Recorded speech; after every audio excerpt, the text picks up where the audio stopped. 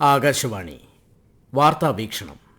ഭൂമിക്കായി കൈകോർക്കാം നാളെയുടെ നിലനിൽപ്പിനായി. തയ്യാറാക്കിയത് ലക്ഷ്മി ശ്രീ വിജയ. അവതരണം ദീപു എസ് എൽ.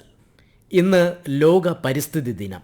പ്രകൃതിയിൽ നിന്ന് പ്രചോദനം ഉൾക്കൊണ്ട് കാലാവസ്ഥയ്ക്കായി, നമ്മുടെ ഭാവിക്കായി എന്നതാണ് ഈ വർഷത്തെ പരിസ്ഥിതി ദിനത്തിൻ്റെ പ്രമേയം. ഉപരാഷ്ട്രപതി CP രാധാകൃഷ്ണൻ, പ്രധാനമന്ത്രി നരേന്ദ്രമോദി തുടങ്ങിയ പ്രമുഖർ രാജ്യത്തെ ജനങ്ങൾക്ക് ആശംസകൾ നേർന്നു. പരിസ്ഥിതി സംരക്ഷണത്തോടുള്ള പ്രതിബദ്ധത പുതുക്കുന്നതിനും സുസ്ഥിരമായ വളർച്ച മുന്നോട്ട് കൊണ്ടുപോകുന്നതിനുമുള്ള ഓർമ്മപ്പെടുത്തലാണ് ഈ ദിനമെന്ന് പ്രധാനമന്ത്രി ആശംസാ സന്ദേശത്തിൽ പറഞ്ഞു. കർഷകരാണ് പരിസ്ഥിതിയുടെ സംരക്ഷകരെന്നും സർക്കാർ നടപ്പിലാക്കുന്ന എല്ലാ പദ്ധതികളും പ്രകൃതിയുടെ സന്തുലിതാവസ്ഥയെ സംരക്ഷിച്ചുകൊണ്ടുള്ളതായിരിക്കുമെന്നും മുഖ്യമന്ത്രി VD സതീശനും പറഞ്ഞു. കാറ്റിലുലയുന്ന പച്ചപ്പും ഒഴുകുന്ന അരുവികളും നമുക്ക് ശ്വസിക്കാൻ ജീവവായുവും നൽകുന്ന ഈ ഭൂമി നമ്മുടേത് മാത്രമാണോ? അല്ല, വരും തലമുറകൾക്ക് നമ്മൾ കാത്തുസൂക്ഷിക്കേണ്ട ഒരു വലിയ നിധിയാണത്. ഇന്ന് നാം ഒരു പരിസ്ഥിതി ദിനം കൂടി ആഘോഷിക്കുമ്പോൾ വെറുമൊരു ഔദ്യോഗിക ചടങ്ങിനപ്പുറം പ്രകൃതിയെക്കുറിച്ചും നമ്മുടെ നിലനിൽപ്പിനെക്കുറിച്ചും ഗൗരവമായി ചിന്തിക്കേണ്ട നിമിഷമാണിത്. മനുഷ്യൻ പ്രകൃതിയുടെ യജമാനനല്ല, മറിച്ച് അതിൻ്റെ ഒരു ഭാഗം മാത്രമാണെന്ന ഓർമ്മപ്പെടുത്തലുമായാണ് ഓരോ പരിസ്ഥിതി ദിനവും കടന്നുവരുന്നത്. കാലാവസ്ഥാ വ്യതിയാനത്തിനെതിരെയുള്ള അടിയന്തര നടപടികൾക്കും പ്രകൃതിദത്തമായ പരിഹാരങ്ങൾക്കുമാണ് ഈ വർഷം മുൻഗണന നൽകുന്നത്. പ്രകൃതിയെ കേവലം ഒരു വിഭവമായി മാത്രം കാണാതെ പ്രപഞ്ചത്തിലെ ജീവന്റെ ഉറവിടമായി കാണുക. കടൽ തീരങ്ങളെ സംരക്ഷിക്കുന്ന കണ്ടൽക്കാടുകളും കാർബൺ ആഗിരണം ചെയ്യുന്ന വനങ്ങളും കാലാവസ്ഥാ വ്യതിയാനത്തെ പ്രതിരോധിക്കാൻ നമ്മെ പഠിപ്പിക്കുന്നു. ആഗോള താപനില അതിവേഗം ഉയരുന്ന സാഹചര്യത്തിൽ കാലാവസ്ഥാ വ്യതിയാനം തടയാൻ ഉടനടി പ്രവർത്തിക്കേണ്ടതിൻ്റെ ആവശ്യകത ഇത് വ്യക്തമാക്കുന്നു. വരും തലമുറകൾക്കായി ഭൂമിയെ സംരക്ഷിക്കേണ്ടത് നമ്മുടെ എല്ലാവരുടെയും ഉത്തരവാദിത്തമാണെന്ന് ഇത് ഓർമ്മിപ്പിക്കുന്നു. 2026 ലോക പരിസ്ഥിതി ദിനാഘോഷങ്ങളുടെ ആഗോള വേദി അസർബൈജാന്റെ തലസ്ഥാനമായ ബാക്കുവാണ്. പരമ്പരാഗതമായി എണ്ണ ഉൽപ്പാദിപ്പിക്കുന്ന ഒരു രാജ്യം എങ്ങനെ ഹരിത സമ്പദ് വ്യവസ്ഥയിലേക്ക് മാറുന്നു എന്ന് അസർബൈജാൻ ഈ വേദിയിലൂടെ ലോകത്തിന് കാണിച്ചു കൊടുക്കുന്നു. ആദ്യമായി പരിസ്ഥിതി ദിനം ആഘോഷിച്ചത് 1974 ജൂൺ 5 മുതലാണ്. കടുത്ത വേനലും മാറിമറിയുന്ന കാലാവസ്ഥാ വ്യതിയാനങ്ങളും വറ്റിവരളുന്ന ജലാശയങ്ങളും ഇന്ന് നമുക്ക് മുന്നിലെ യാഥാർത്ഥ്യങ്ങളാണ്. ഈ സാഹചര്യത്തിൽ പരിസ്ഥിതി സംരക്ഷണം എന്നത് വെറുമൊരു ദിവസ ആചരണത്തിനപ്പുറം നമ്മുടെ നിലനിൽപ്പിന്റെ പോരാട്ടമായി മാറിയിരിക്കുന്നു. മനുഷ്യരാശിയുടെ ചരിത്രത്തിൽ ശാസ്ത്ര സാങ്കേതിക വിദ്യകളും വ്യവസായങ്ങളും അഭൂതപൂർവമായ വളർച്ച കൈവരിച്ച ഒരു കാലഘട്ടത്തിലാണ് നാം ജീവിക്കുന്നത്. എന്നാൽ ഈ പുരോഗതിയുടെ മറുവശം പരിശോധിച്ചാൽ നാം നൽകേണ്ടി വന്ന വില വളരെ വലുതാണെന്ന് കാണാം.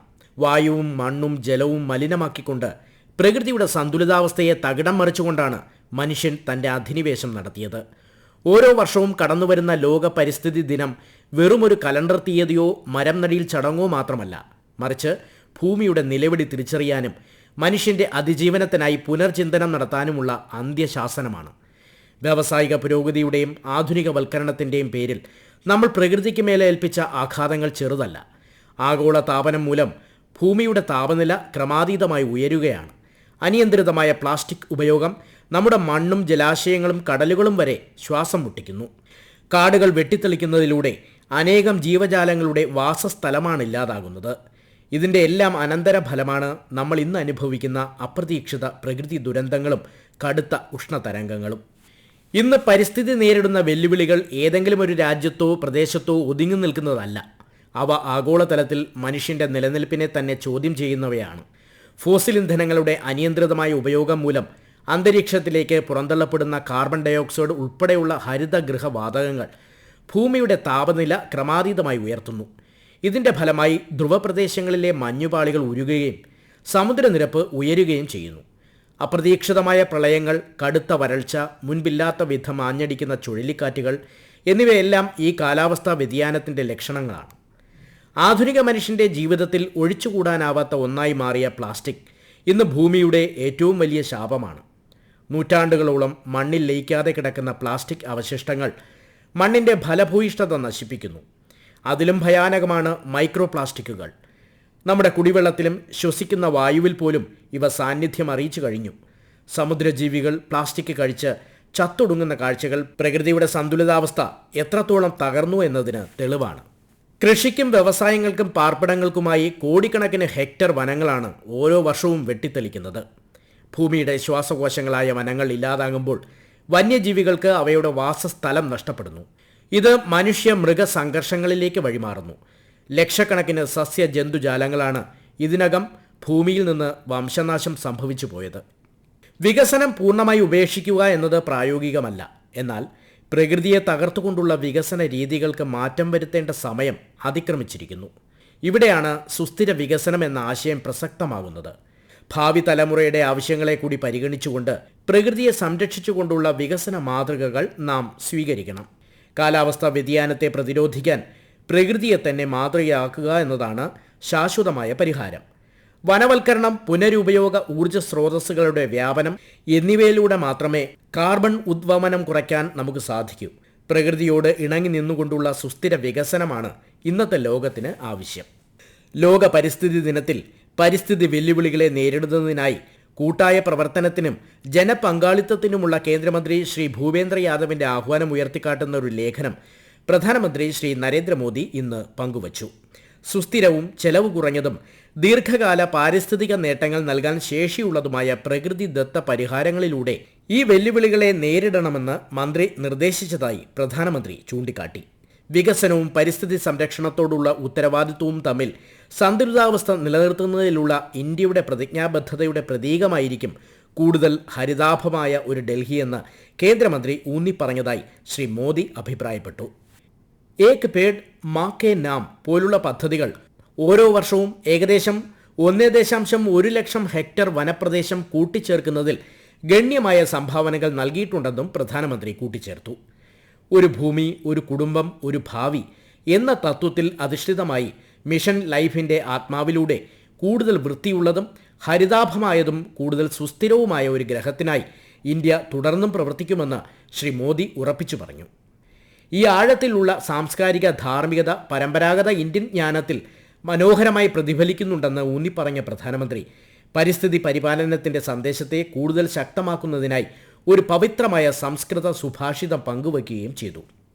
എക്സിലെ തുടർച്ചയായ പോസ്റ്റുകളിൽ പ്രധാനമന്ത്രി ഇങ്ങനെ പങ്കുവച്ചു: എല്ലാവർക്കും ലോക പരിസ്ഥിതി ദിനാശംസകൾ. പരിസ്ഥിതി സംരക്ഷണത്തിൽ അതീവ താൽപ്പര്യമുള്ള എല്ലാവരെയും ഞാൻ അഭിനന്ദിക്കാൻ ആഗ്രഹിക്കുന്നു. നമ്മുടെ പരിസ്ഥിതിയെ സംരക്ഷിക്കുന്നതിനും സുസ്ഥിരമായ വളർച്ച മുന്നോട്ട് കൊണ്ടുപോകുന്നതിനുമുള്ള നമ്മുടെ പ്രതിജ്ഞാബദ്ധത വീണ്ടും ഉറപ്പിക്കുന്നതിനുള്ള ഒരു ദിനമാണിത്. കഴിഞ്ഞ ഒരു ദശകത്തിൽ നമ്മുടെ ഗവൺമെന്റ് നടത്തിയ അനേകം ശ്രമങ്ങൾ ഈ ദിശയിലുള്ള നമ്മുടെ പ്രവർത്തനങ്ങളെ എടുത്തു കാണിക്കുന്നതായി പ്രധാനമന്ത്രി എക്സ് പോസ്റ്റിൽ കുറിച്ചു. പരിസ്ഥിതി സംരക്ഷണം എന്നത് ഭരണകൂടങ്ങളുടെ മാത്രം ഉത്തരവാദിത്തമല്ല. ഓരോ വ്യക്തിക്കും ഇതിൽ വലിയ പങ്ക് വഹിക്കാനുണ്ട്. നമ്മുടെ വീട്ടുപറമ്പിൽ സാധ്യമാകുന്ന ഇടങ്ങളിലെല്ലാം മരങ്ങൾ വെച്ചുപിടിപ്പിക്കുകയും അവയെ സംരക്ഷിക്കുകയും ചെയ്യുക. ഒറ്റത്തവണ ഉപയോഗിക്കുന്ന പ്ലാസ്റ്റിക്കുകൾ പൂർണ്ണമായും ഒഴിവാക്കി തുണിസഞ്ചികളും പരിസ്ഥിതി സൗഹൃദ ഉൽപ്പന്നങ്ങളും ശീലമാക്കുക. മഴവെള്ള സംഭരണവും ജലാശയങ്ങളുടെ സംരക്ഷണവും ഉറപ്പാക്കുക. അനാവശ്യമായി ലൈറ്റുകളും ഫാനുകളും ഇട്ടുവെക്കാതിരിക്കുക. പൊതുഗതാഗത സംവിധാനങ്ങൾ പരമാവധി പ്രയോജനപ്പെടുത്തുക. ഓരോ വ്യക്തിയുടെയും ചെറിയ മാറ്റങ്ങൾ വലിയ വിപ്ലവങ്ങൾക്ക് കാരണമാകും. പ്രകൃതി മനുഷ്യന്റെ ആവശ്യങ്ങൾ നിറവേറ്റാൻ തക്കവണ്ണം സമ്പന്നമാണ്. എന്നാൽ അവന്റെ അത്യാഗ്രഹങ്ങൾ തീർക്കാൻ അതിനാവില്ല എന്ന മഹാത്മാഗാന്ധിയുടെ വാക്കുകൾ ഈ അവസരത്തിൽ ഓർക്കേണ്ടതാണ്. ഇനിയൊരു മൺസൂൺ കാലം വരുമ്പോൾ, ഇനിയൊരു പരിസ്ഥിതി ദിനം കടന്നു വരുമ്പോൾ വെറുമൊരു ചടങ്ങിൽ ഒതുക്കാതെ നമ്മൾ ശ്വസിക്കുന്ന വായുവിനോടും കുടിക്കുന്ന വെള്ളത്തോടും കാണിക്കുന്ന നീതിയായിരിക്കണം നമ്മുടെ പരിസ്ഥിതി പ്രവർത്തനം. വരും തലമുറയ്ക്ക് ജീവിക്കാൻ യോഗ്യമായ പച്ചപ്പും ശുദ്ധവായുവുമുള്ള ഒരു ഭൂമിയെ കാത്തുസൂക്ഷിക്കണമെന്ന ഈ പരിസ്ഥിതി ദിനത്തിൽ നമുക്ക് ദൃഢപ്രതിജ്ഞ ചെയ്യാം. പ്ലാസ്റ്റിക് മലിനീകരണമില്ലാത്ത, പച്ചപ്പ് നിറഞ്ഞ, ശുദ്ധവായു ശ്വസിക്കാൻ കഴിയുന്ന ഒരു സുന്ദരമായ ഭൂമിയെ നമുക്ക് വീണ്ടെടുക്കാൻ ഒന്നിച്ച് പ്രയത്നിക്കാം. കാരണം ഭൂമി ആരോഗ്യത്തോടെ ഇരുന്നാൽ മാത്രമേ മനുഷ്യനും നിലനിൽപ്പുള്ളൂ. നിങ്ങൾ കേട്ടത് വാർത്താ വീക്ഷണം. ഭൂമിക്കായി കൈകോർക്കാം നാളെയുടെ നിലനിൽപ്പിനായി. തയ്യാറാക്കിയത് ലക്ഷ്മി ശ്രീ വിജയ.